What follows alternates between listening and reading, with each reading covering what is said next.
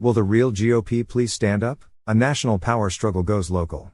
Butler, Pennsylvania. Zach Scherer, a 20-year-old car salesman and Republican activist in Pennsylvania's Butler County, decided to run for a seat on the county commission this year, a move that ordinarily would mean seeking the endorsement of local Republican Party leaders. In Butler County, this raised an unusual question: which Republican Party? Last spring, the officially recognized Butler County Republican Committee was divided by a right-wing grassroots insurgency, then divided again by a power struggle among the insurgents. There have been a lawsuit, an intervention by the state Republican Party, and a dispute over a booth at the local farm show. Butler, a rural county in western Pennsylvania where Donald J. Trump won nearly twice as many votes as Joseph R. Biden Jr. in 2020, now has 3 organizations claiming to be the true tribune of local Republicans. All of them consider the others illegitimate.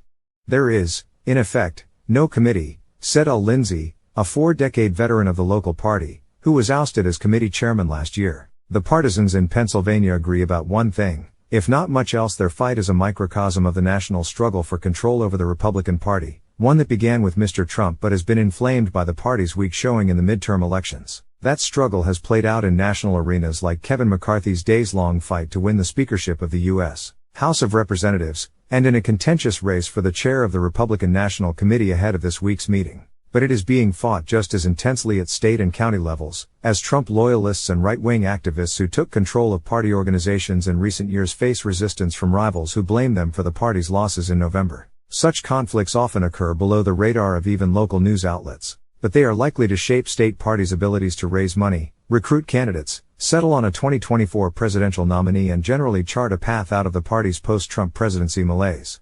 We believe that the way we're going to change our national scene is by changing our local committees, said Bill Halley, the leader of one of the 2 insurgent factions within the Butler Party. The current rifts date most directly to Mr. Trump's loss in 2020, when his relentless claims of a stolen election divided Republican leaders between those who took up Mr. Trump's cause and those who wanted to move on. In several closely contested states, state party leaders loudly supported his election claims, and backed the Republican candidates who earned Mr. Trump's endorsements by doing the same.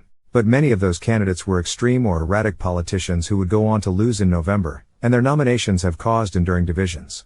In Michigan, major GOP donors pulled back after the state party co-chair, Meshawn Maddock, took the unusual step of openly supporting election deniers favored by Mr. Trump ahead of the party's nominating convention. Those candidates all lost in a statewide GOP rout in November. In Georgia, Brian Kemp, the Republican governor seeking re-election, went so far as to build his own political organization separate from the state Republican Party, whose chairman, David Scherer, backed Trump-endorsed Republican primary candidates. Mr. Scherer is among the targets of a special grand jury investigating whether Mr. Trump and his allies interfered in the 2020 election. I think it's unforgivable, Jay Morgan, the Georgia party's executive director in the 1980s, said of Mr. Schaefer's handling of the party. Mr. Morgan,